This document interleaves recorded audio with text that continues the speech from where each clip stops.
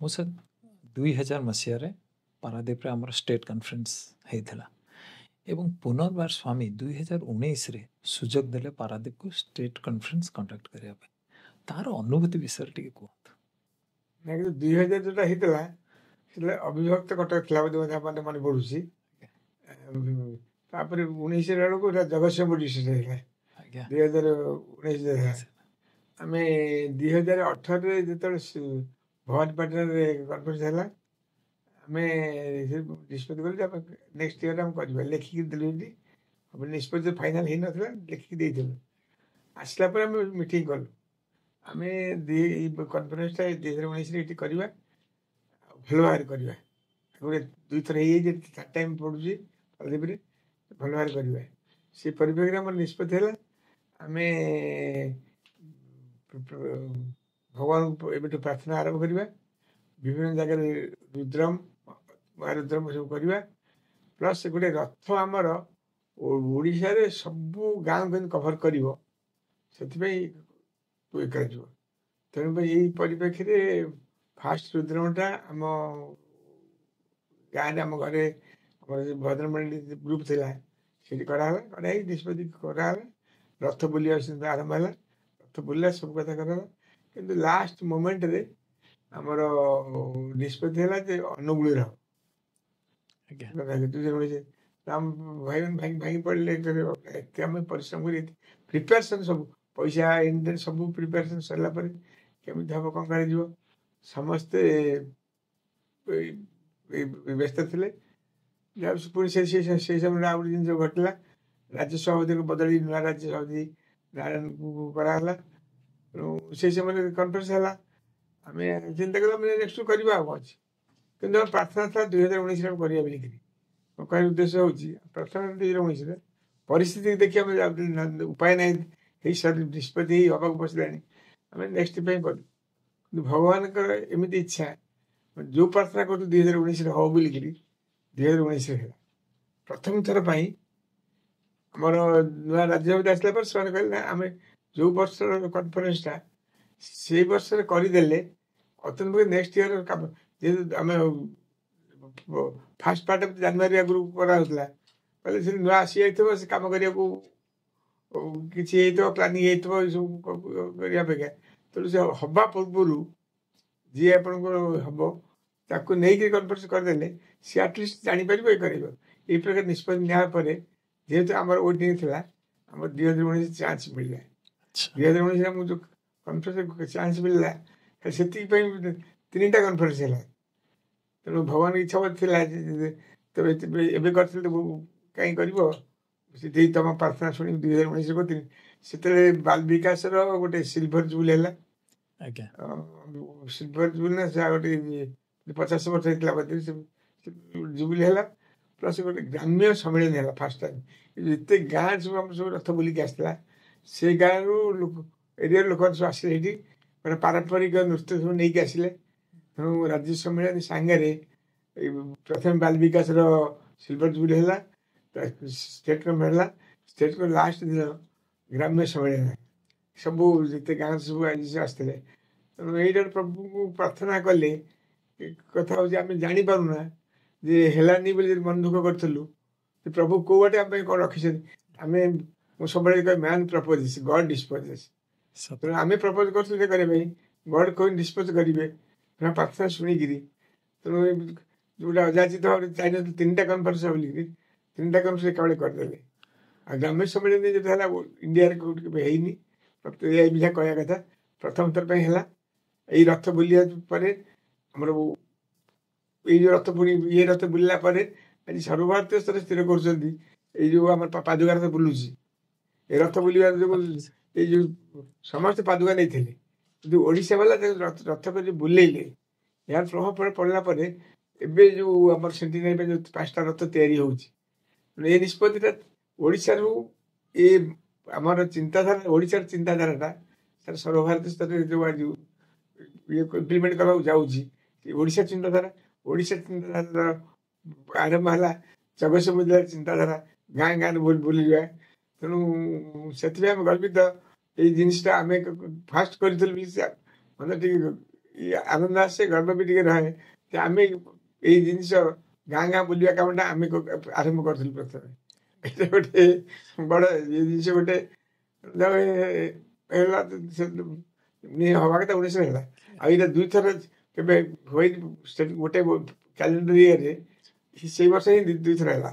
ଆଜ୍ଞା। ଭଗବାନ କୃପା କରିବା ଚାହିଁଲେ କୋଉ ବାଟେ କରିବେ, ଏଇଟା ଗୋଟେ ଶିକ୍ଷା ଆମ ସମସ୍ତଙ୍କ ପାଇଁ।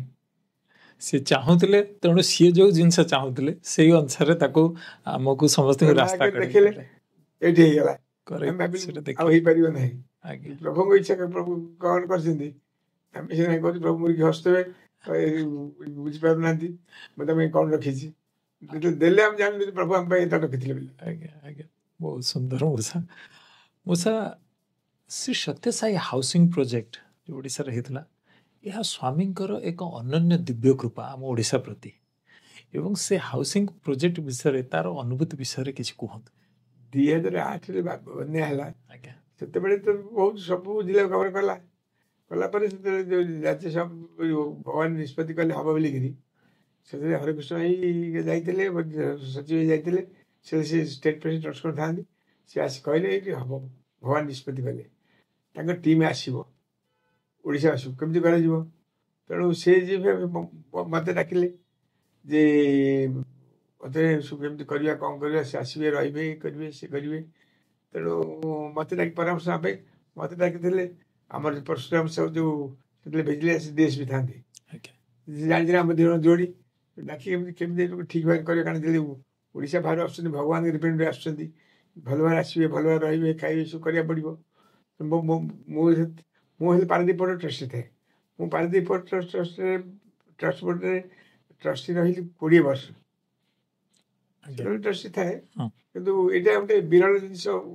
ଇଣ୍ଡିଆରେ କୌଣସି ପୋର୍ଟ ଟ୍ରଷ୍ଟର କଣ୍ଟିନ୍ୟୁଅସ୍ 20 ବର୍ଷ ପର୍ଯ୍ୟନ୍ତ ଟ୍ରଷ୍ଟି ରହିବା, ଏଇଟା ଭଗବାନଙ୍କ କୃପା ନ ହେଇଥିଲେ ରହିବା ଇଏ ନୁହଁ। ଯାହା ହଉ ଯେହେତୁ ମୁଁ ଟ୍ରଷ୍ଟି ଥିଲି, ପାରାଦୀପ ପୋର୍ଟ ଗେଷ୍ଟ ହାଉସ୍ରେ ଆରେଞ୍ଜମେଣ୍ଟ କରିବା ସେ କିଛି ଅସୁବିଧା ନଥିଲା। ସେତେବେଳେ ଆମେ ରଘୁରାମ ଚେୟାରମ୍ୟାନ୍ ଥାନ୍ତି, ସିଏ ବାବାଙ୍କୁ ବହୁତ ଭଲ ପାଆନ୍ତି, ମୋତେ ଭଲ ପାଆନ୍ତି। ତେଣୁ ଆକୋମୋଡେସନ୍ ରହିବାର କିଛି ଅସୁବିଧା ହେଲାନି। କାରଣ ରହିବାଟା ଯେ ବାହାରୁ ଆସିବେ, କେଉଁଠି କେମିତି ରହିଲେ, କେମିତି ଖାଇଲେ, କେମିତି ଯିବା ଆସିବା କଲେ, ସେଇଟା ଗୋଟେ ପ୍ରଭାବ ପକେଇବ ଓଡ଼ିଶା ସୁନାମ ପାଇଁ। ତେଣୁ ସେ ଚାହିଁଲେ, ଏଇଟା ଭଗବାନ ଇଚ୍ଛା ନିଶ୍ଚିତ ଭାବେ, ସେ ଚାହିଁଲେ ବଡ଼ କଥା, ପ୍ରଭୁଙ୍କ ଇଚ୍ଛା ବୋଧେ ମୋତେ ୟୁଟିଲାଇଜ୍ କରିବା ପାଇଁ। ତେଣୁ କାହିଁ କଥା ହେଲା, ପାରାଦୀପ ପୋର୍ଟ ଗେଷ୍ଟ ହାଉସ୍ ସେ ଟିମ୍ ତାଙ୍କର ଆସିଲେ, କୁଣ୍ଡଳ ରାଓ ହେଉଛନ୍ତି ରିଟାୟାର୍ଡ ଚିଫ୍ ଇଞ୍ଜିନିୟର ଆନ୍ଧ୍ରପ୍ରଦେଶର, L&Tର ହେଉଛନ୍ତି ରାମକୃଷ୍ଣ, ଆମର ହେଉଛନ୍ତି AIP ଶ୍ରୀନିବାସ। ସେ 3 ଜଣ ହେଉଛନ୍ତି ମେନ୍ ଟିମ୍। ତାଙ୍କ ସାଙ୍ଗରେ ଷ୍ଟେଟ୍ ତରଫରୁ ଆମର କି ପୃଷ୍ଟି ଭାଇ, ରାମପୃଷ୍ଟିଙ୍କ ବାପା ସିଏ, ଆଉ ଜଣେ ସେ ଓଡ଼ିଆ ଜାଣିଛନ୍ତି, ସେ ଜଣେ ଆସିଲେ ଆକାଉଣ୍ଟ ମ୍ୟାଟର କରିବା ପାଇଁ କରା। ତାଙ୍କ ପାଇଁ ଗୋଟେ ଘର ବି ଭଡ଼ା ନେଇଗଲୁ ଆମେ। ସେ 2 ଜଣ ରହିଲେ ପରେ, କାରଣ ସେ ରେଗୁଲାର ପରମାନେଣ୍ଟ ରହିବେ, ଏମାନେ ଆସିବେ, ଯିବେ, ନିଷ୍ପତ୍ତି କରିବେ। ସେଥିରେ ଆସିକି ସବୁ ଗାଁ ଗାଁ ବୁଲି ଇଏ କରି ଆସିବେ, ବୁଲାବୁଲି ଆସିବେ, ପାରାଦୀପ ପୋର୍ଟ ଗେଷ୍ଟ ହାଉସ୍ରେ ରହିବେ। ତେଣୁ ଯେତେବେଳେ ଆସିବେ ତାଙ୍କୁ ରହିବାର କିଛି ବହୁତ ଖୁସି ହେଇଥିବେ। ଯେତେବେଳେ ଯେଉଁଠି ଯାଇଛନ୍ତି ରହିବା ଭିତରେ ଗୋଟେ ଥର ଆମେ ରହିଛୁ ଯାଇକିରି, ବହୁତ ସେ କେନ୍ଦୁଝର ପଟେ କାମ ହେଲା, ଫେରକ୍ରମ ଗୋଟେ ଥର ବ୍ୟବସ୍ଥା ହେଇଥିଲା। ପାରାଦୀପ ପୋର୍ଟ ଗେଷ୍ଟ ହାଉସ୍ରେ କେନ୍ଦ୍ରାପଡ଼ା ଏରିଆରେ ଯେଉଁ କାମ ହେଲା, Kendrapara area guest house, port guest house ସେ ରହିଲେ। ଯେତେବେଳେ ଉଦ୍ଘାଟନ ବେଳକୁ ଆମର ଆସିଥିଲେ ଚକ୍ରବର୍ତ୍ତୀ ସାର୍ ଆସିଥିଲେ, ଆସିଥିଲେ, ସେମାନେ ବି ସେ କାମ ସାରିକିରି ପାରାଦୀପରେ ପୋର୍ଟ ଗେଷ୍ଟ ହାଉସ୍ ବି ପାରାଦୀପ ପୋର୍ଟରେ ରହିଛନ୍ତି। ଆଉ ଚକ୍ରବର୍ତ୍ତୀ ସାର୍ ମଝିରେ ଆସିଥିଲେ, ନବୀନ ପଟ୍ଟନାୟକ ସାଙ୍ଗରେ ତାଙ୍କର ଗୋଟେ ଥିଲା ଫିଲ୍ମ ଷ୍ଟେସନର ଗୋଟେ ଥିଲା, ସେ ଆସିଥିଲେ। ତ ଯାହା ହଉ ସେ କୌଣସି ସମସ୍ତେ ବହୁତ ଖୁସିରେ ଇଏ କରିଛନ୍ତି। ସେଇଟା ଆମ ଓଡ଼ିଶାର ଗୌରବ ବହୁତ ବଢ଼େଇଛି। ପ୍ରଭୁ ପରେ ବି ଆଉ ବାକି କେତେଟା ଘର ଥିଲା, ସେ ଘର ବି ସବୁ କରିଛନ୍ତି। ସେମାନଙ୍କର ବ୍ୟକ୍ତିଗତ ଇଏ ଆମ ପ୍ରତି, ସେ ଓଡ଼ିଶା ପ୍ରତି ବହୁତ ଭଲ। ତ ମୋତେ ବି ସ୍ପେଶାଲି, ମୋତେ ପରଶୁରାମ ଭାଇକି ବହୁତ ଭଲ ପାଆନ୍ତି। ଯେହେତୁ ଆମେ ସବୁ ଜାଣିଛନ୍ତି, ଆମେ ସବୁ କୋଅର୍ଡିନେଟ୍ କରିବା ଲୋକ, ଆମେ 2 ଜଣ କରୁଥିଲୁ। ଯାହା ହଉ ଭଲ ଭଲ ସବୁ ହେଇଛି। କିନ୍ତୁ ଓଡ଼ିଶାର ସୁନାମ କୌଣସି ନ ଆସିବା ପାଇଁ ଯତ୍ପର ଆସିବା ଆମେ ଚେଷ୍ଟା କରିଛୁ। କାରଣ ଯାହା ହେଲେ ବି ହରେକୃଷ୍ଣ ଭାଇ ଆଉ ସଚିବ ହେଲେ ତାଙ୍କର ରିଟାୟାର୍ଡ ଲୋକ, ଏ ଲୋକ, ସେ ସମ୍ଭବ ସେଇଟାକୁ ଦେଖିଲେ, ସେଥିପାଇଁ ମୋତେ କହିଲେ ନାଇଁ, ଆପଣ କେମିତି କରିବା କଥା ଦାୟିତ୍ୱ ଆପଣ ନିଅନ୍ତୁ। ତ ନେଇକି ସେ କୌଣସି ତ୍ରୁଟି ନ ହେଇଛି ଓଡ଼ିଶା ସୁନାମରେ ସେ ତ ସମ୍ପୂର୍ଣ୍ଣ ଭାବରେ କରାହେଇଛି। ସମ୍ପୂର୍ଣ୍ଣ ଭାବରେ କରାଯାଇଛି। ବହୁତ ସୁନ୍ଦର ଅନୁଭୂତି ମଉସା। ଏଇ ଶ୍ରୀନିବାସଙ୍କର ଆଗରୁ ଇମ୍ପ୍ରେସନ୍ ଥିଲା ଯେତେବେଳେ 1999 ବାତ୍ୟା ପରେ ଭଗବାନ ନିଷ୍ପତ୍ତି କଲେ ଯେ ଉପକୂଳ କୋଷ୍ଟାଲ ଓଡ଼ିଶାରେ ସବୁଠି ସାଇକ୍ଲୋନ ସେଣ୍ଟର ଗୋଟେ ହବ। ଆଚ୍ଛା ସେତେବେଳେ ଆମେ ପ୍ରଥମେ ଚିନ୍ତା କଲୁ ସେଇ ପାରାଦ୍ୱୀପ ଚିନ୍ତା କଲୁ ମଙ୍ଗରାଜପୁର ଗୋଟେ ପାଖରେ ସେଇଠି କରିବୁ ବୋଲିକିରି ସେଇଠି ସେଟା ଟଙ୍କା ଦେଲା ଆମର ଡିଭୋଟି ଟଙ୍କା ଦିଆଗଲା ସେଇଟା ସେ ଉଦ୍ଘାଟନ ହେଲା। ସେତେବେଳେ ସିଏ ବି ଆସିଥିଲେ ସିଏମ୍ ଶ୍ରୀନିବାସନ ମିସେସ୍ ଶ୍ରୀନିବାସନ ସେଇଠି ରହିକି ଉଦ୍ଘାଟନ ଆସିଥିଲେ। 2001 ହେଲା 1999 ବାତ୍ୟା 2000 ଏଣ୍ଡ ବେଳକୁ ହେଲା ଆସିକି ରହିକି ଇଏ କରି ପାରାଦ୍ୱୀପରେ ରହିକିରି ସେଇ ବର୍ଷ ପୂର୍ବ ଅନୁଭୂତି ତାଙ୍କର ଥିଲା ମୋ ପ୍ରତି ବି ଯେ ଅନ୍ତର୍ଜନ ଅଛି ଯଦି ହେଇଯିବ ସେ ବୋଧେ କହିଥିବେ ବୋଧେ ଆଜ୍ଞା ହରିକୃଷ୍ଣ ହେଇକି ଆଜ୍ଞା ସେ କହିନାହାନ୍ତି କି ଇଏ ବି କହିନାହାନ୍ତି। ସେଇଟା ଗୋଟେ ଇମ୍ପ୍ରେସନ୍ ଥିଲା ଅନ୍ତର କହିଲି ସେ ହେଇଯିବ ବୋଲିକିରି କହିଦେବୁ ସେ ଯାଉ କାମ ତ ଠିକ୍ ହେଲା ବହୁତ ଖୁସି। କାର୍ଯ୍ୟକ୍ରମଟା ଓଡ଼ିଶାରେ ଯେଉଁ ହାଉସିଂ ପ୍ରୋଜେକ୍ଟ ହେଲା ସେ ବିଭିନ୍ନ ଅଞ୍ଚଳକୁ ଯାଇ କାମ ଦେଖି କରିବା ଯେଉଁ କଷ୍ଟ ସକାଳେ ଯିବୁ ସବୁ ଦେଖିବୁ ବାଟରେ ଖାଇବା ନେଇଥିବୁ ନହେଲେ ଖାଇବା ସେଠି କରାହେଇଥିବ ଖାଇକି ସନ୍ଧ୍ୟାକୁ ଫେରିବୁ ଆସିଲେ ସେ ଇଏ କରିବେ ସବୁ ଟାଇପ୍ କରି ଇଏ କରି ରେକର୍ଡ କରି ଫଟୋ ପଠଉଥିଲେ ସେତେବେଳେ କ'ଣ ସେବା କ'ଣ ହେଲା ଆଜି କାର୍ଯ୍ୟ କ'ଣ ହେଲା ପ୍ରଭୁକୁ ଜଣା ହଉଥିଲା ନା ତେଣୁ ସେ ଚକ୍ରବର୍ତ୍ତୀ ବାବୁ ପଠଉଥିଲେ ସେ ବାବୁ ଅପଡେଟ୍ କରୁଥିଲେ ଯେ ଆଜି ମାନେ ଏହା ବୁଲିଲେ ଏହା କଲେ ଏହା କଲେ ଏହା କଲେ ବଢ଼ିଆ ଅନୁଭୂତି ସୁନ୍ଦର ଅନୁଭୂତି ମଉସା। ମଉସା ଆଉ 2010ରେ ଆପଣ ଶ୍ରୀ ସତ୍ୟସାଇ ଟ୍ରଷ୍ଟ ଓଡ଼ିଶାର କନଭେନର ଭାବରେ ସ୍ୱାମୀ ଆପଣଙ୍କୁ ଚୟନିତ କଲେ ଏବଂ ତାପରେ ବହୁତ ସେବା କାର୍ଯ୍ୟ ସମ୍ପାଦିତ ହେଇଛି। ତାପରେ ତା ବିଷୟରେ ଟିକେ କୁହନ୍ତୁ। ବହୁତ ସେବା ହେଇଛି ମାନେ ମୁଁ କହିଲି ବୋଲି ହେଲା ତା ନୁହଁ। ଆଜ୍ଞା କାରଣ ମୋର ଗୋଟେ ଅଭ୍ୟାସ ସମସ୍ତଙ୍କୁ ନେଇକିରି ଗୋଟେ କୋଅର୍ଡିନେଟ୍ କରିକି କରିବା କଥା ହେଉଛି ସମସ୍ତଙ୍କ ସହିତ ମିଶେଇକି କାମ କରିବା। ଆମର ଅନ୍ୟ କେଉଁ ଷ୍ଟେଟ୍ରେ ଥିଲାବେଳେ ଲାଗେନି ମୋତେ ମିଟିଂ ଅନ୍ୟ ମିଟିଂ ହୁଏ ଆମର ଟ୍ରଷ୍ଟର ଅର୍ଗାନାଇଜେସନର କୋଅର୍ଡିନେସନ୍ ଏତେ ଭଲ ଥିଲା ସମସ୍ତଙ୍କୁ ନେଇ କାମ କରିବାର ଯେଉଁ ଆମର ଯେଉଁ ଷ୍ଟାଇଲ୍ ଥିଲା ସେଇଟାରେ ବହୁତ କିଛି କାମ ହେଇପାରିଲା। ତା ପରବର୍ତ୍ତୀ ପର୍ଯ୍ୟାୟରେ ଯେତେବେଳେ ଆମର 2020-21 ବେଳକୁ ବାବାଙ୍କର ଜଣେ ଆଲୁମିନାଇ ଷ୍ଟୁଡେଣ୍ଟ ବାବାଙ୍କର ସହିତ ବହୁତ କ୍ଲୋଜଲି ଆସୁଛି ତାଙ୍କ ଫ୍ୟାମିଲି ସିଏ ଆସିଲେ ପ୍ରିନ୍ସିପାଲ ଡାଇରେକ୍ଟର ଇନଭେଷ୍ଟିଗେସନ୍ ଆସିଲେ ସେତେବେଳେ ଆମକୁ ବହୁତ ତାଙ୍କର ସହଯୋଗ ଆମ ଟ୍ରଷ୍ଟ ଗୋଟେ ପରିଚୟ ସୃଷ୍ଟି କଲା।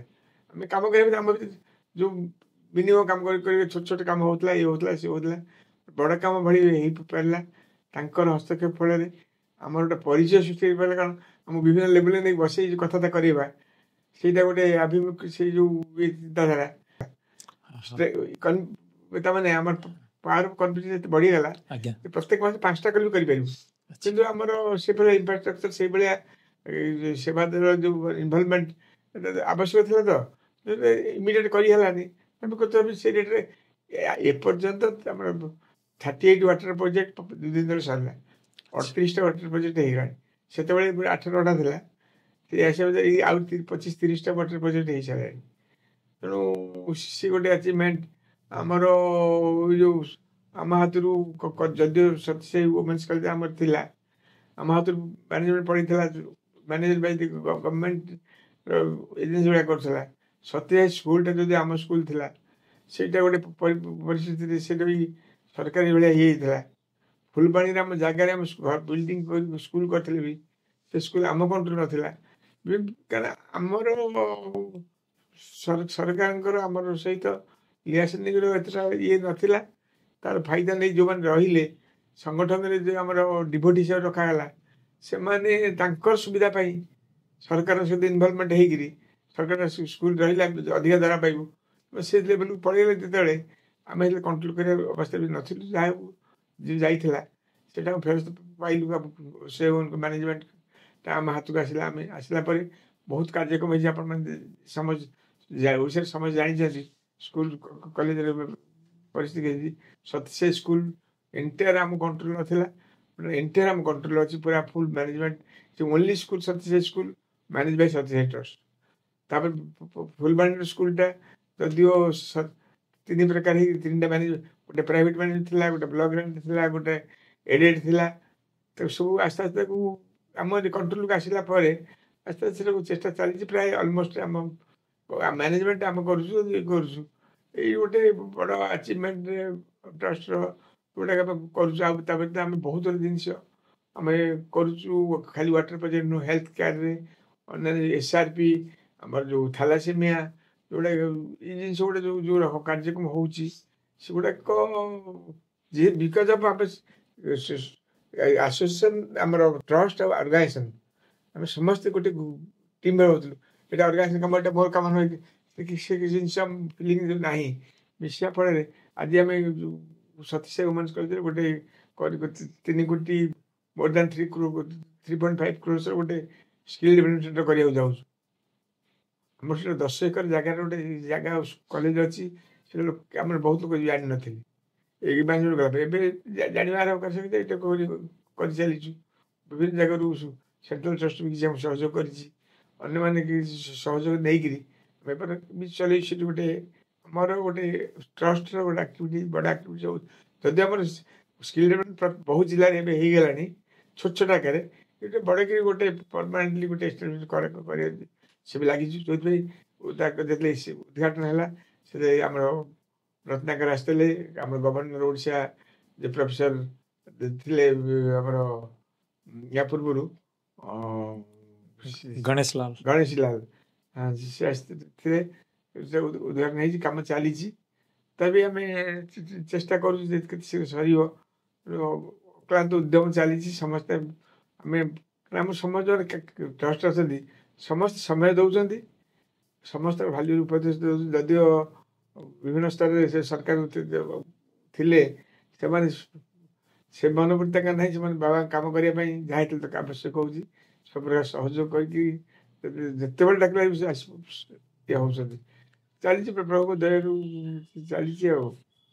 ତେଣୁ ଏଇଟା ବି ଆମର ଖାଲି ନାହିଁ, ଆମ ସତ୍ୟସାଇ ଟ୍ରଷ୍ଟକୁ all India president, managing trustee ଏସବୁ ତାଙ୍କର କନ୍ଫିଡେନ୍ସ ଅଛି, ଭଲ ଚାଲିଛି। ଅଲ୍ ଇଣ୍ଡିଆ ପ୍ରେସିଡେଣ୍ଟ ବହୁତ ସମୟ ବି ଆମର ଅଲ୍ ଇଣ୍ଡିଆ ମିଟିଂରେ କହିଛନ୍ତି ଯେ ସତ୍ୟସାଇ ଓଡ଼ିଶାକୁ ଦେଖ ତାଙ୍କ ଟ୍ରଷ୍ଟ ଆଉ ଅର୍ଗାନାଇଜେସନ୍ ମିଶି କାମ କରୁଛନ୍ତି। ତେଣୁ ଆମେ ସେଇଥିରୁ ଜାଣିପାରୁଛୁ ଅନ୍ୟ ରାଜ୍ୟରେ ନାହିଁ ବୋଲିକିରି।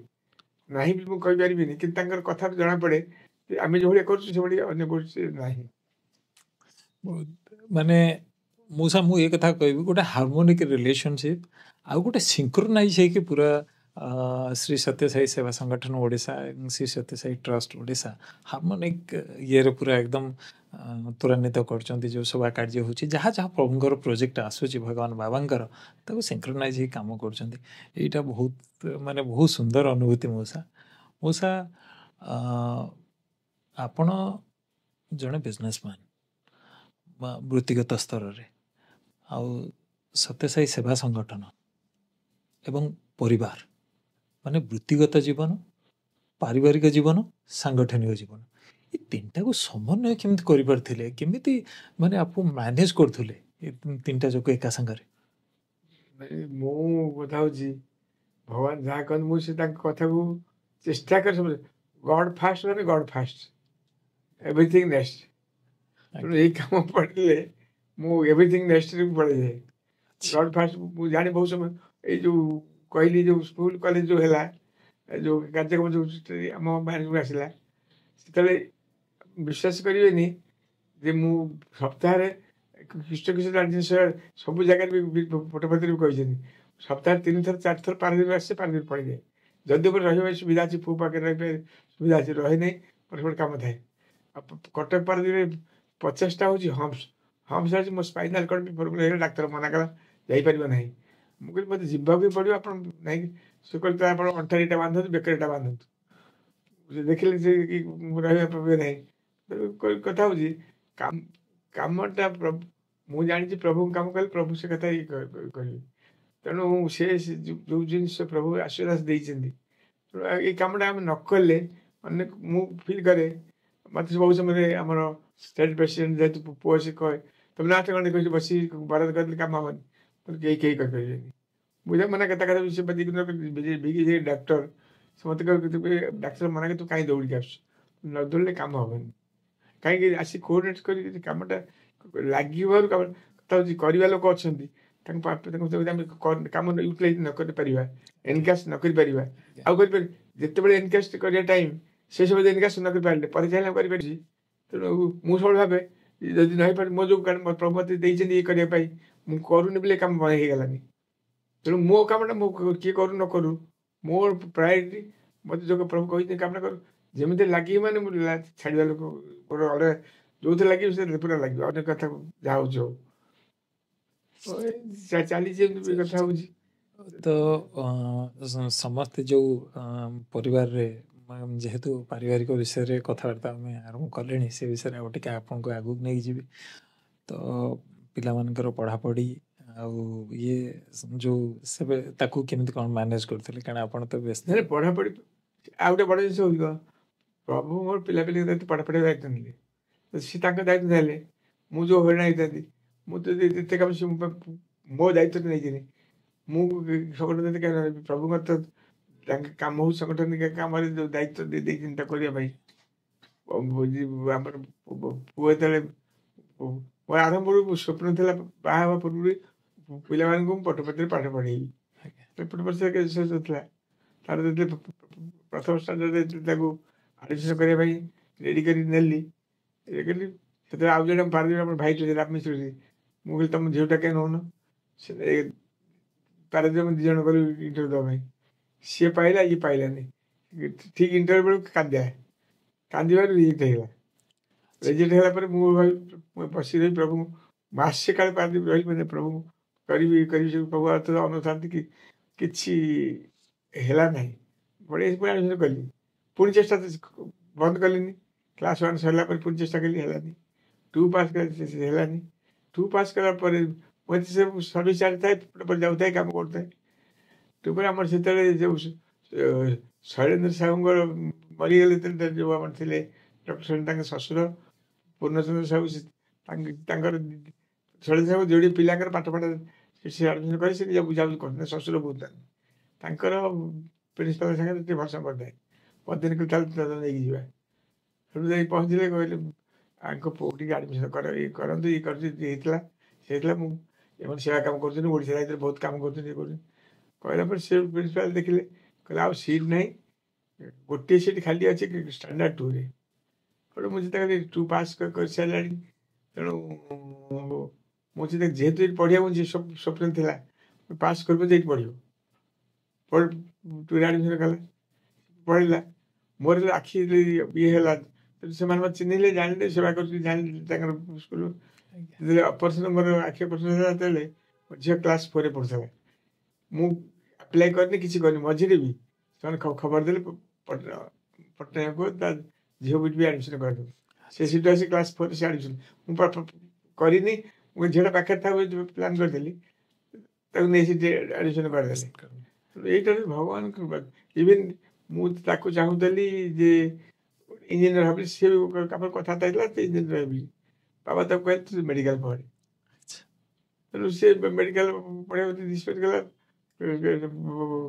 12th କ୍ଲାସ୍ ପରେ ଆପେୟାର କଲା, ଫାର୍ଷ୍ଟ ଟାଇମ୍ ହେଲାନି, ସେକେଣ୍ଡ ଟାଇମ୍ ହେଲାନି, ଥାର୍ଡ଼ ଟାଇମ୍ ପରୀକ୍ଷା ଦେଲା ବୋଲି ପୁଣି ଏଥର ନ ହେଇପାରେ କ'ଣ ମୁଁ ଡୋନେସନ୍ ଦେଇଦେବି, ମନା କଲା। ମୋ ବାବା କହିଛନ୍ତି ମୁଁ ପଢ଼ିବି ଡୋନେସନ୍ ଦେବି। ସେଠୁ ମୁଁ କହିଲି କ'ଣ କରିବି ଏଥର ନ ହେବ ହଇରାଣ ହେବ ଅସୁବିଧା କରିବ। ଆମର ପାରାଦ୍ୱୀପ ଗୋଟେ ଚେୟାରମ୍ୟାନ୍ ଥାନ୍ତି SR ପାଲ। ସେଠୁ ମୁଁ ଏତେ ଶୁଣିଲା ଏମିତି କହିଲି ରହ ମୁଁ ଗୋଟେ କାମ କରିଦେଉଛି। ସେ ସହଦେବ ସାହୁ ଥାନ୍ତି OUTର ଭାଇସ୍ ଚାନ୍ସେଲର ଥାନ୍ତି, ତାଙ୍କ ସାଙ୍ଗ ଏ ସହଦେବ ତୁ ଅନ୍ତର୍ଜାମୀ ପଢ଼ିବାକୁ ଆଡ଼ମିସନ କରିଦେଲୁ, ପାଠ ପଢ଼ୁ ସେ ମାଇକ୍ରୋବାୟୋଲୋଜିରେ ଆଡ଼ମିସନ କରିଦେଲା ଯୋଗୁଁ ସେ ପାଇଲା ଦେବରାଜ ମେଡ଼ିକାଲ କଲେଜରୁ ତାର ଇଏ ଅନୁସାରେ ପାଇଲା। ପଢ଼ିଲା ପଢ଼ି ଯେତେବେଳେ ସରିଲା ଯୋଉ PG କରିବେ ବୋଲିକିରି ମୁଁ ତାକୁ କହିଲି ପିଜି କୋଉଥିରେ କରିବି, ପୁଟ ପର୍ଯ୍ୟାୟ ପକେଇ ନ କରୁଛୁ, ମୋର ଇଚ୍ଛା ଥିଲା ପୁଟ କରିବୁ ବୋଲି। ଆଜ୍ଞା ସେ କହିଲା ସେ ସବଜେକ୍ଟରେ କିଛି ନାହିଁ, ଅନ୍ୟ ସବଜେକ୍ଟ କଣଟା କମ୍ କହିଲେ। ମୁଁ ଭାବୁଥିଲି ତା ଇଚ୍ଛା, ସେ ଆଉ ପିଲାମାନେ ତ ଆମେ କହିଲେ ହବନି।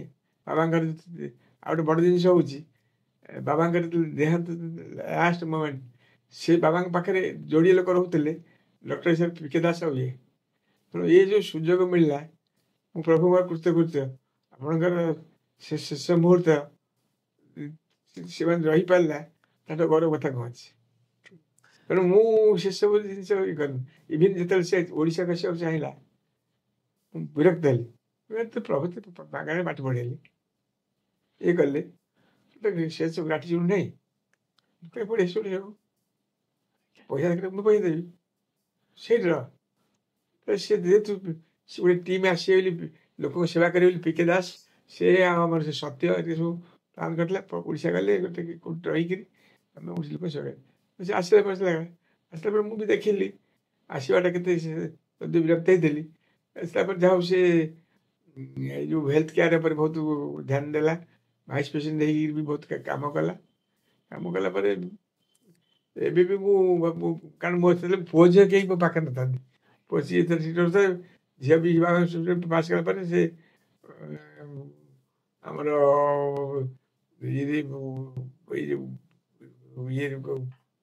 କମର୍ସ ପାସ୍ କରିକିରି ଆଜ୍ଞା ବିଜନେସ୍ ମ୍ୟାନେଜମେଣ୍ଟରେ ସେ ଇଏ କରି ସେ ବମ୍ବେରେ ରହୁଥାଏ। ବମ୍ବେରେ ପୁରା ଆପାର୍ଟମେଣ୍ଟ ନେଇକି କରିଥାଏ, ଦୁଇ ଜଣ ପାଖରେ କିଏ ନଥାନ୍ତି। ତେଣୁ ସେ ବି କରୋନା ପରେ ପଳେଇ ଆସିଲା। ଆସିଲା ପରେ ଇଏ ଦୁଇ ଜଣ ରହିବା ଫଳରେ ମୁଁ ଆଜି ବିଶେଷ ଅବସ୍ଥା ଯାହା, ବିକଜ ସେଇ ଦୁଇ ଜଣ ଆଜି ରିଅଲାଇଜ୍ କରୁଛି, ସେମାନେ ପ୍ରଭୁ ଏ କଥା ଡ୍ରାମା ନ କରେଇଥିଲେ, ତେଣୁ ଆଜି ମୁଁ କିଛି କାମ କରିପାରନ୍ତି ନାହିଁ। ଆଜ୍ଞା ମୁଁ ମେଡ଼ିକାଲ କ'ଣ ଜାଣିଛି ଏପର୍ଯ୍ୟନ୍ତ ମୋର ଯେଉଁ 10 ବର୍ଷ ମେଡ଼ିସିନ ଖାଉଛି, ମୋର ମେଡ଼ିସିନ ଖାଇବାକୁ ଇଚ୍ଛା ନାହିଁ, ଯେ କହୁଛନ୍ତି ଖାଉଛି। ମୁଁ ମେଡ଼ିସିନ ଜାଣିନି, ଧଳା କଳା ଖାଲି ଏଇ କହେ ପୁଅ ଝିଅ ବିରକ୍ତ ବା ତମେ କ'ଣ ଖାଉଛ ମେଡ଼ିସିନ ନା ଜାଣିନ। ରିଏଲ ସ୍ପିକିଂ ଏଇଟା କହୁନି, ଏବେ ବି କିଛି କୌଣସି ମେଡ଼ିସିନ ନା ଜାଣିନି। ଖାଲି ଧଳା ଜାଣିଛି ଯେ ମେଡ଼ିସିନ ଯେତେବେଳେ ଖାଇଦେଉଛି, କିନ୍ତୁ ମୁଁ ଜାଣିନି। ଯାହା ହଉ ଯଦି ମୁଁ ବିଶେଷ ଯେଉଁ ଅବସ୍ଥାରେ ଅଛି, ମୁଁ ଡାକ୍ତରଖାନା ଦେଖିବା କ'ଣ ମୋର ହାର୍ଟ ଫେଲ୍ କରି ମୁଁ ପଳେଇ ଯାଆନ୍ତି ନାହିଁ। ଯାହା ହଉ ଭଗବାନଙ୍କ ଇଚ୍ଛା, ସେମାନେ ଦୁଇ ଜଣ ସେବା କରିବାକୁ ଚାଲିଛି। ଭଲ ଅଛନ୍ତି। ତେଣୁ ଏଇ ବିଷୟରେ କଥା ହେଉଛି, ଭଗବାନ ପ୍ରତି ଯଦି ଭଗବାନ ମୋ ପାଇଁ ଏତେ କାମ କଲେ, ମୁଁ ଏଇ ଯେଉଁ ସାଂଗଠନିକ କାମ ଯଦି ବଞ୍ଚି କରିବା କହିଯାଉଛି, ଯାହା ହଉ କଷ୍ଟ ହେଉଛି ହଉ ଆସିଛି। ମୋର ଋଣ ସୁଝିବା କଥା, ପ୍ରଭୁଙ୍କ ପାଖରେ ପାରିବା କଥା, ଯେଉଁ ଋଣ ପ୍ରଭୁଙ୍କ ପାଖକୁ ଲୋଟିଛନ୍ତି ସୁଝିବା ପାଇଁ ଚେଷ୍ଟା କରୁଛି, ଚେଷ୍ଟା କରି ଶେଷ କରିବା ପାଇଁ ଚେଷ୍ଟା କରୁଛି। କଷ୍ଟ ହଉ ଯାହା ହଉ। ବହୁତ ବଢ଼ିଆ ଅନୁଭୂତି ମଉସା ଆଉ ଗୋଟେ ଛୋଟ ଜିନିଷ ଛାଡ଼ିଲେ, ଆମେ ଏ ଜିନିଷଟା ଛାଡ଼ିଲେ ସମସ୍ତଙ୍କ ବିଷୟରେ ତ କହିଲେ, ମାଉସୀଙ୍କ ବିଷୟରେ କିଛି କହିଲେନି। ମାଉସୀଙ୍କ ବିଷୟରେ ଟିକେ କରନ୍ତୁ, କେମିତି ମାଉସୀ ସପୋର୍ଟ କରୁଥିଲେ। ମାଉସୀ ସପୋର୍ଟ କରୁଥିଲେ ସେଟା ବଡ଼ କଥା ନୁହଁ। ସପୋର୍ଟ ନ କରିଥିଲେ ବିକଜ ସେ କରୁଥିଲେ, ସେ ବାହା ପୂର୍ବରୁ ବହୁତ ମାଂସ ଖାଇବାର ଅଭ୍ୟାସ ଥିଲା।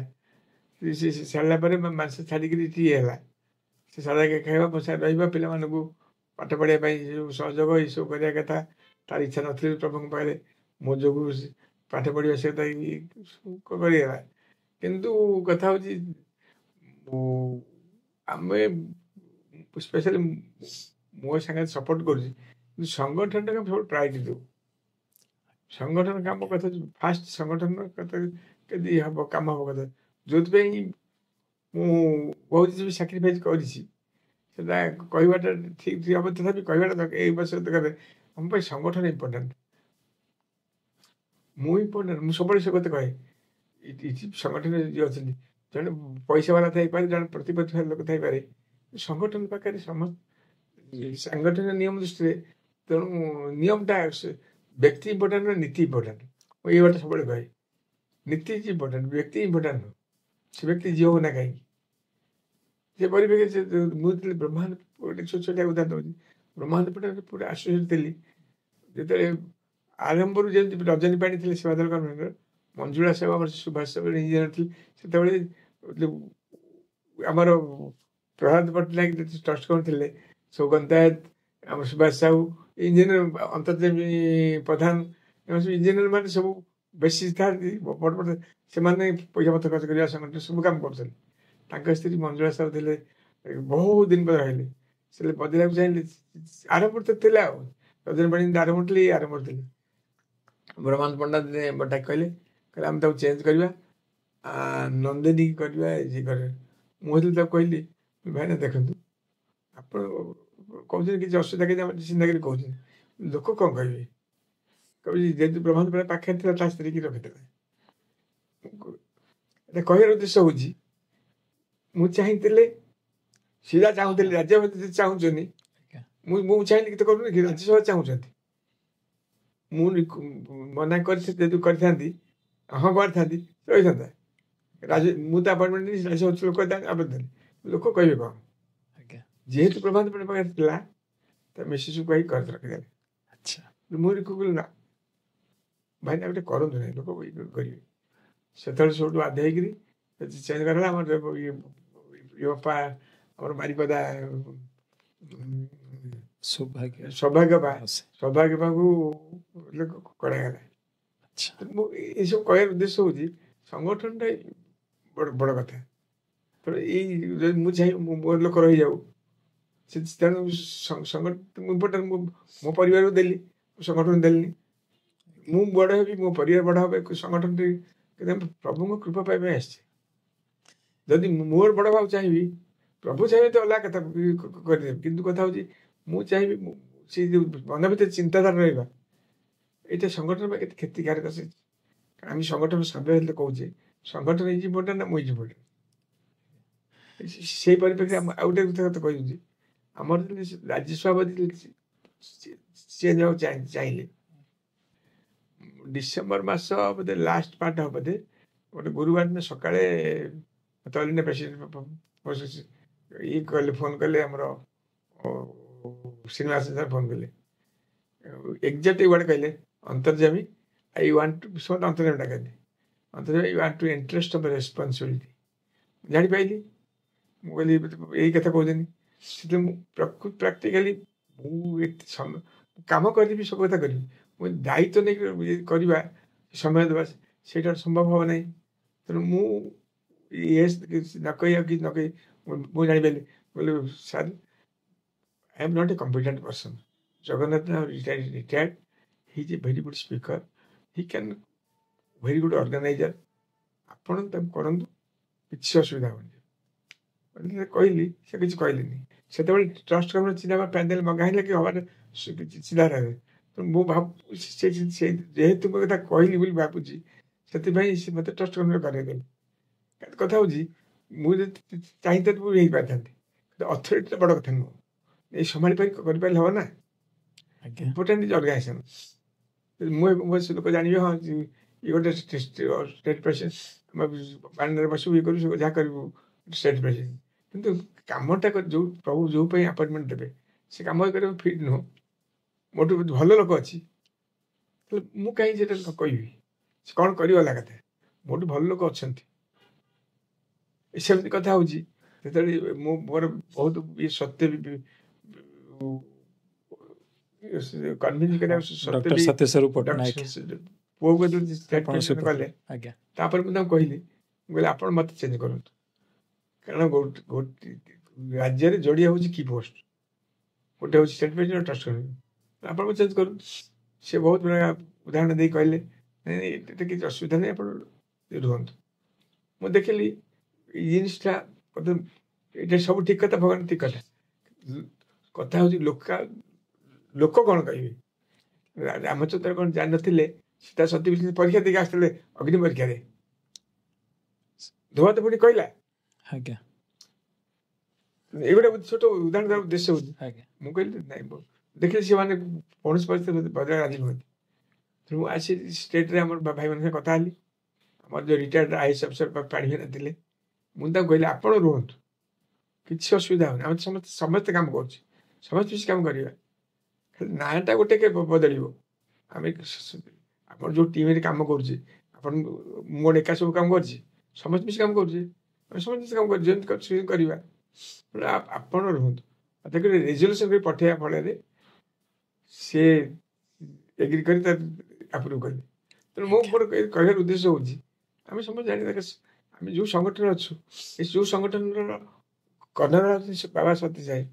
ତେଣୁ ଆମେ ଯଦି ଇମ୍ପୋର୍ଟାନ୍ସ ଦେବା ମୁଁ ମୋ ଫ୍ୟାମିଲି ମୋ ଇଏ, ତେଣୁ ମୁଁ ସବୁବେଳେ ଯେଉଁଠି ମୋତେ ଭଲ ଖରାପ ଭାବନ୍ତି ବ୍ୟକ୍ତି ଯେ ବ୍ୟକ୍ତି ଯେତେ ବଡ଼ ହେଇଥାଉ, ଆଜି ବ୍ୟକ୍ତି ଆମର ଆଜି ସମ୍ପର୍କ ହେଇଛି ସାଇରାମ ପାଇଁ ହେଇଛି, ସେ ବାବା ପାଇଁ ହେଇଛି।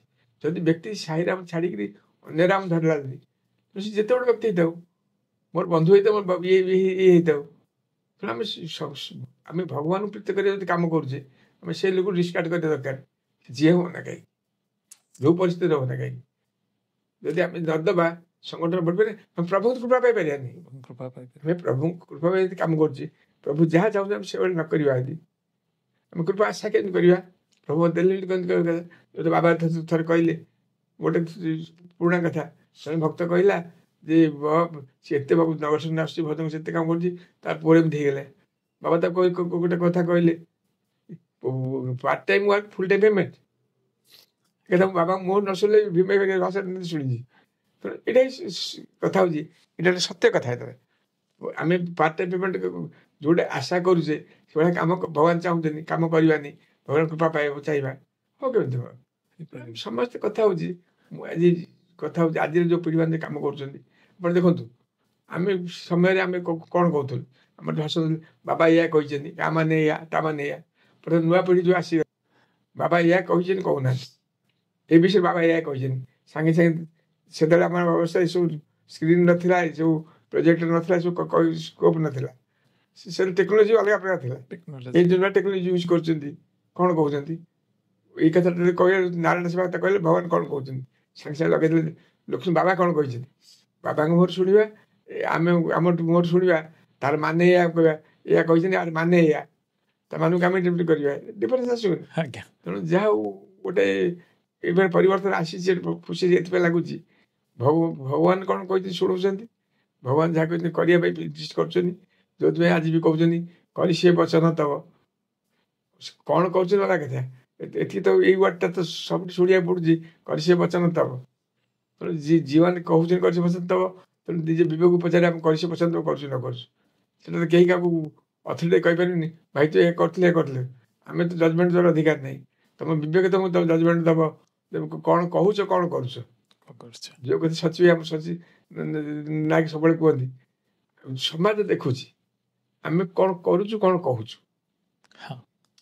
ଯଦି କହିବା କରିବା ଡିଫରେନ୍ସ ଆସୁଛି, ଲୋକ ଭାବୁଛି ସତ ଏଇଟା ନା ସତ ଏଇଟା, କନଫ୍ୟୁଜନ। ଯେଉଁମାନେ ସଂଗଠନ ଦାୟିତ୍ୱରେ ଅଛନ୍ତି, କହିବା କରିବାରେ ବ୍ୟତିକ୍ରମ ରହୁଛି, ଲୋକ ଡାଉଟ୍ ରହୁଛନ୍ତି। ଜଣେ କହୁଛି କଟକ ଯିବାକୁ ରାସ୍ତା ହେଉଛି ଏଇଟା, କିନ୍ତୁ ସେ କଟକ ଯାଉଛି କି ସେ କାଳେ ମୁଁ କଟକ ଯାଉଛି, ରାସ୍ତା ତ ଯିବୁ ଏ ବାଟ ଯା, କିନ୍ତୁ ମୁଁ କଟକ ଯାଉଛି ସେ ବାଟ ଯାଉଛି। ତେଣୁ ତାର ସନ୍ଦେହ ହେଉଛି ପ୍ରକୃତିରେ ମୋତେ ଭୁଲେଇ ମିଛ କଥା କହିଲା କି। ଯଦି ସଂଗଠନ ଲୋକ ନ ଆସୁଛନ୍ତି, ଆମେ ସମସ୍ତେ ଦାୟୀ। ତେଣୁ ବାବା ଯୀଶୁ କଥା କୁହନ୍ତି, ତୋର ଭୁଲ କହିଲେ ଦେଖନ୍ତୁ 4ଟା ଆଙ୍ଗୁଠି ତା ଆଙ୍ଗୁଠି ରହୁଛି। ମୁଁ ସବୁବେଳେ ଯୋଉ କଥା ଆସେ, ପ୍ରଥମେ ମୁଁ ଚିନ୍ତା କରେ ମୋର ଭୁଲ ରହିଲା ଏଥିରେ। ତେଣୁ ଏଇ ଜିନିଷ ଚିନ୍ତା ନ କରିବା, ସଂଗଠନ ଆଗେଇବାକୁ ଚାହୁଁଛେ, ଆମେ ସବୁବେଳେ ଟିକେ ଯାହା ନ ହଉ ସେ ଭୁଲ ମୋର। ତେଣୁ ମୁଁ ଆଗେ ସବୁ କାହିଁକି କହୁଛନ୍ତି ଡିଭୋସନ୍ ଚାହୁଁନାହାନ୍ତି, ଟ୍ରାନ୍ସଫର୍ମେସନ୍। ମୁଁ ଟ୍ରାନ୍ସଫର୍ମ ନ ହେଇପାରୁଛି, ମୁଁ ଦୁନିଆକୁ ସଫଳ କରିବି କ'ଣ? ମୁଁ ଟ୍ରାନ୍ସଫର୍ମ ହେଇନି, ମୋ ପରିବାରକୁ ଟ୍ରାନ୍ସଫର୍ମ କରିପାରୁନି, ମୁଁ ଦୁନିଆକୁ ସଫଳ କରି ଯାଇ କହୁଛି ସମସ୍ତଙ୍କୁ ସବୁ ଟ୍ରାନ୍ସଫର୍ମ କରିଦେବି। ଏଗୁଡ଼ା ଭାଷା କହିବାଟା ମୁଁ ବି ପସନ୍ଦ କରୁନି। ମୁଁ ଯଦି କହିଲେ ଟିକେ ସମସ୍ତେ କଷ୍ଟ ଲାଗେ। ମୋତେ କହିବା ଲୋକ ମୁଁ ଭାଷଣ ଦେବା ଲୋକ ନୁହେଁ, କିନ୍ତୁ ମୁଁ ଯାହା କହିବି ଯୋଉଠି କଷ୍ଟ ଲାଗୁଛି ଯାହା କରିବି କହିଦେବି। ଏଇଟା ହଉଛି ଯେମିତି ଚାଲିଛି, ଲାଇଫ୍ ସରିଲାଣି ଆମର। ଯାହା ଯିଏ କରିବେ ଭବିଷ୍ୟତ କରିବେ, ପିଲାମାନେ କରିବେ, କ'ଣ କରିବେ ଅଲଗା କଥା। କିନ୍ତୁ ଖୁସି ଲାଗୁଛି ପିଲାମାନେ ଭଗବାନଙ୍କ ଆଦର୍ଶକୁ ଗ୍ରହଣ କରିବା ପାଇଁ ଶପଥ ନେଇଛନ୍ତି, କରୁଛନ୍ତି। ଦେଖିବା କ'ଣ ହଉଛି। ଭଗବାନଙ୍କ ଦ୍ୱାରା ଅନୁପ୍ରାଣିତ ମଧ୍ୟ ହେଇଛନ୍ତି।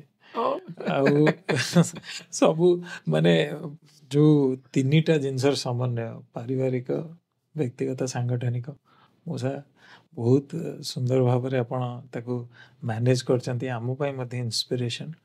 ମଉସା, ଏମିତି କିଛି ସ୍ୱାମୀଙ୍କ ସହିତ ଅନ୍ତରଙ୍ଗ ମୁହୂର୍ତ୍ତ ଅଛି ଯାହା ଆପଣ ଜୀବନରେ କେବେ ଭୁଲି ପାରିବେନି? ବାବାଙ୍କର 2011-2010 ହେଇନଥାଏ, ଡିସେମ୍ବର ହବ, 2010 ଡିସେମ୍ବରରେ ବାବାଙ୍କର ଗୋଟେ ପ୍ରତିବର୍ଷ ପ୍ରୋଗ୍ରାମ ହୁଏ। ବାବାଙ୍କର ଷ୍ଟୁଡେଣ୍ଟ ଯେଉଁମାନେ ସବୁ ଏମ୍ପ୍ଲୟିଜ୍ ଅଛନ୍ତି ତାଙ୍କ ପରିବାର ସହିତ ମିଶିବା ଗୋଟେ ସୁଯୋଗ ମିଳେ। ଆଜ୍ଞା ସେ ଯିବେ ଗୋଟେ ଦିନ ପରେ ରହିବା ଖାଇବା ସବୁ ବାବାଙ୍କ ବ୍ୟବସ୍ଥା ହେଇଥାଏ। ଖାଇବା ପୂର୍ଣ୍ଣଚନ୍ଦ୍ର ସବୁ ଫ୍ୟାମିଲି ବସନ୍ତି ସେତେବେଳେ ସବୁ ସେମାନେ ବାବା ରହନ୍ତି ତାଙ୍କ ସାଙ୍ଗେ କଥାବାର୍ତ୍ତା ହୁଅନ୍ତି କିଛି ସମୟ ପୁଣି ଆଉ ଗୋଟେ ଫ୍ୟାମିଲି ଯାଆନ୍ତି। ଏମିତି ଅବସ୍ଥା ପ୍ରଭୁଙ୍କର 2000 ବର୍ଷ ଯେହେତୁ ସେ ଆମର ସତୀଶ ଥିଲା ଡକ୍ଟର ଥିଲା କାମ କରୁଥିଲା ମିଳିଥିଲା ଆଉ ସେଥିରେ ବି ମିସେସ୍କୁ ବାବାଙ୍କୁ ଫୁଲ ତୋଳା ଦେବାକୁ ସୁବିଧା ମିଳିଥିଲା। ସୁଯୋଗ ଫୁଲ ତୋଳା ଦେଲା ସିଲେକ୍ଟ ଗୋଟେ ପରିବାର କରିଥିଲେ ଦେଲେ ସେ କହିଲା ମୋ ପୁଅ ଆପଣଙ୍କ ପାଖରେ କାମ କରୁଛି ବାବା କଥା କହିଲେ ସତ୍ୟ ମୁଁ ଜାଣିଛି ସତ୍ୟ ବୋଲି ଆସିଲେ ସମସ୍ତେ ପାଖକୁ ଆସିଲେ ତଳକୁ ଆସିକି ସମସ୍ତେ ବାବା ଆସିଲେ ହେଲେ ମୁଁ ବାବାଙ୍କୁ କହିଲି ଆମେ ପ୍ରଭୁ ଆପଣଙ୍କ ପାଇଁ ମନ୍ଦିର କରିଛୁ ଆପଣ ଆସିଲେନି ଓଡ଼ିଶା ଟିକେ ଓଡ଼ିଶା ଆସନ୍ତୁ। ବାବା ତେଲୁରେ କହିଲେ ମୁଁ ସମସ୍ତଙ୍କ ହୃଦୟ ମନ୍ଦିରରେ ଅଛି। ମୁଁ ସାଙ୍ଗେ ସାଙ୍ଗେ ସେ ହରେକୃଷ୍ଣ କଥା କହିଲି ଆପଣ ମୁଁ ଭୁଲ କରିନି ମୋତେ ପ୍ରଭୁ ଚାନ୍ସ ଦେଲେ ଆପଣ ଯେଉଁ କଷ୍ଟ କରି ମନ୍ଦିର କରିଛନ୍ତି ସାଇ ଜନନୀ ମୁଁ ସେଇ କଥା ହିଁ ପ୍ରଭୁ ମାଗିଲି ପ୍ରଭୁ ଏ କଥା କହିଲି ସାଙ୍ଗେ ସାଙ୍ଗେ କାରଣ ହରେକୃଷ୍ଣଙ୍କର ସ୍ୱପ୍ନ ଥିଲା ସାଇ ଜନନୀ ବହୁତ ଏ ପାଇଁ କରିଛନ୍ତି ତେଣୁ ମୁଁ ତାଙ୍କୁ ଫାଷ୍ଟ ଜଣେଇଲି ପ୍ରଭୁ କଥା କହିଲି। ମାନେ ଅନନ୍ୟ କୃପା କହିପାରିବି କାରଣ ବ୍ୟକ୍ତିଗତ ଭାବରେ ପ୍ରଭୁ କଥାବାର୍ତ୍ତା ହେଲେ ଏବଂ ଆପଣ କହିଲେ କି ହୃଦୟ ମନ୍ଦିରରେ ମୁଁ ସମସ୍ତଙ୍କର ଅଛି ଆଉ ମୂଷା କ'ଣ ଦରକାର ଏତେ ବଡ଼ ମାନେ ଡିଭାଇନ୍ ଆସ୍ୟୁରାନ୍ସ ଡିଭାଇନ୍ ବ୍ଲେସିଂସ୍ କି ମୁଁ ସମସ୍ତଙ୍କର ହୃଦୟ ମନ୍ଦିର ଅଛି ଭଗବାନ ସ୍ୱୟଂ ନିଜେ କହୁଛନ୍ତି ଏ କଥା। ବହୁତ ମୂଷା ଆମେ ବର୍ତ୍ତମାନ ଏଇ ଯେଉଁ ପ୍ରଶାନ୍ତି ଏକ୍ସପ୍ରେସ୍ର ଏ ଏପିସୋଡ଼ର ଶେଷ ପର୍ଯ୍ୟାୟରେ ଆସିକି ପହଞ୍ଚିଲେଣି ଆଉ ଏ ଶେଷ ପର୍ଯ୍ୟାୟର ଶେଷ ପ୍ରଶ୍ନ ମୂଷା ଯୁବ ସମାଜକୁ ଏବେ କ'ଣ ବାର୍ତ୍ତା ଦେବା ପାଇଁ ଚାହିଁବେ? ନାଇଁ ଗୋଟିଏ କଥା କହୁଛି ସେମାନେ ତ ଆଜିର ପରିସ୍ଥିତି ଯେମିତି ହେଇଛି ଆମେ ଯେମିତି ବହୁତ ସମୟ ଦେଉଥିଲୁ ଇଏ କରୁଥିଲୁ ସମୟ ଟେକ୍ନୋଲୋଜି ଏତେ ଆଡ଼ଭାନ୍ସ ହେଲାଣି ସେମାନଙ୍କ ପାଖରେ ସମୟ ନାହିଁ ବେଶୀ ସେମାନେ ଦେଇପାରିବେ ନାହିଁ ଯେଉଁଥିପାଇଁ ଗୋଟେ ସିଷ୍ଟମ୍ ଜଗନ୍ନାଥ ସେମିତି କରାହେଲା ଏ 10 ପ୍ରକାର ଆଇଟମ୍ ଅଛି ସେଥିରୁ ତୁମେ 2-3ଟା ଆଇଟମ୍ ନେଇ କାମ କର କଥା ଅଲ୍ଟରନେଟ୍ ଯାହାକୁ ତତେ ସଂଗଠନ ଲୋକ ନେବାକୁ ପଡ଼ିବ। ଆମେ ଚାହୁଁଛୁ ଆମ ବେଳେ 24 ଘଣ୍ଟା ଦେଉଥିଲୁ ସକାଳୁ 9 ଯିବୁ ଯେ ରାତି 2ଟାରେ ଶୋଇବ ସକାଳୁ ଉଠି ପାରିବେ କି ଏସବୁ ସିଚୁଏସନ୍ ଏନଭାରନମେଣ୍ଟ ଏସବୁ ବଦଳିଗଲାଣି। ତେଣୁ ମୁଁ କହିବା କଥା ଯେଉଁମାନେ ଯାହା କହୁଛି ପ୍ରଭୁଙ୍କୁ ନିଜ କାମ ପ୍ରଭୁଙ୍କ କାମ ସବୁ ଦରକାର ପ୍ରଭୁ ଦେଖୁଛନ୍ତି ଓମନି ପ୍ରେଜେଣ୍ଟ ଏଇ ଫିଲିଂଟା ରହୁ ଆମେ ଖାଲି କରିसे ପସନ୍ଦ ମୋହନ ନ କହିଲେ ଆମେ କରିसे ପସନ୍ଦ କରୁଛୁ କାମଟା ଓଲଟା କରୁଛୁ ଲୋକ କ'ଣ ଭାବିବେ ଏଇଟା ମିଛୁଆଟା ଶୁଧୁ ଆମ ମିଛୁଆ ନ କୁହନ୍ତୁ ମାନେ ନହେଲେ କରିसे ପସନ୍ଦ ନ କହିବା ତାର ବରଂ ଭଲ ଯେ ନ କହୁଛି ସେ ଭୁଲ କରୁଛି କିଛି କହିବାର ନାହିଁ ଯେ କହିକି କରୁନି ତେଣୁ ଲୋକଙ୍କୁ କ'ଣ ସେ ନିଜେ ବିବେକକୁ ପଚାରୁ କଥା ହେଉଛି ଆମେ ତ ଆଜିକାଲିର ଆଗରୁ ମୂର୍ଖଙ୍କ ସଂଖ୍ୟା ବହୁତ ଥିଲା ତାକୁ ବୁଝିବାକୁ ପଡ଼ୁଥିଲା ଏଣୁ ସମସ୍ତେ ବୁଝିପାରୁଛେ କ'ଣ କରୁଛେ କ'ଣ ନ କରୁଛେ ଅତ୍ୟନ୍ତ ପକ୍ଷେ ସେଇ ସାମାନ୍ୟ ବାବା ଯେଉଁ କହୁଛନ୍ତି କ୍ୟାରେକ୍ଟର କହିଲେ କଥା କର୍ମ ଚିନ୍ତା 3ଟା ଆଗ ସାମାନ୍ୟ ଯାହା ଯେତେ ଅଛି ତାର କ୍ୟାରେକ୍ଟର ହେଉଛି ସେ ତେଣୁ ଆମେ ତ ପ୍ରକୃତରେ କ୍ୟାରେକ୍ଟର ଚାହୁଁଛେ ଏଇ 3ଟାର ସମନ୍ୱୟକୁ ରଖି ଚାଲିବା ସଂଗଠନ ନିଶ୍ଚୟ ଆଗେଇବ। ତେଣୁ ମୁଁ ଯୁବପିଢ଼ି କହିବା କଥା ଆମେ ଓଡ଼ିଶାକୁ 50 ବର୍ଷ ପର୍ଯ୍ୟନ୍ତ କୌଣସି ଯେଉଁଭଳି କରିକି ନେଇ ଆସିଲୁ ଓଡ଼ିଶା ସୁନାମ ରଖିଲୁ ତେଣୁ ସେ ସୁନାମଟାକୁ ସେମାନେ ବଜାୟ ରଖିବା ଦରକାର ଯେ ଆମର ଏତେ ବର୍ଷ ପର୍ଯ୍ୟନ୍ତ ଯେଉଁ କରି ଆସିଥିଲେ ଆମେ ସେଟାକୁ ଛାଡ଼ିବୁନୁ ଆମେ ସେ ସୁନାମଟା ବଜାୟ ରଖିବୁ ଆଉ ଏଇ ବଜାୟ ରଖିବାରେ ପ୍ରଭୁଙ୍କ କୃପା ହିଁ ମିଳିବ କୃପା ମିଳୁଛି ଯେତେବେଳେ ଆମେ ନ କରିବା କାହିଁକି ଏଇ ଚିନ୍ତାଧାରା ଚାଲିବେ।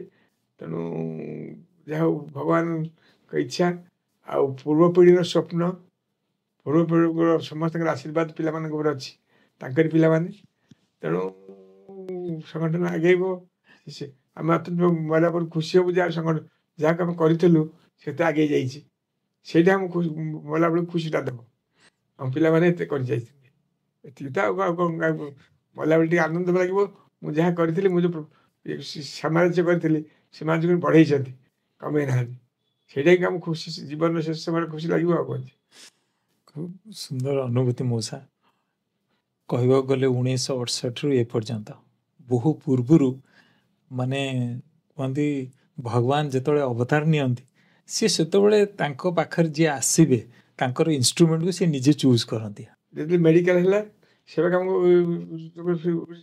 ସେବାରେ ରହିଲେ।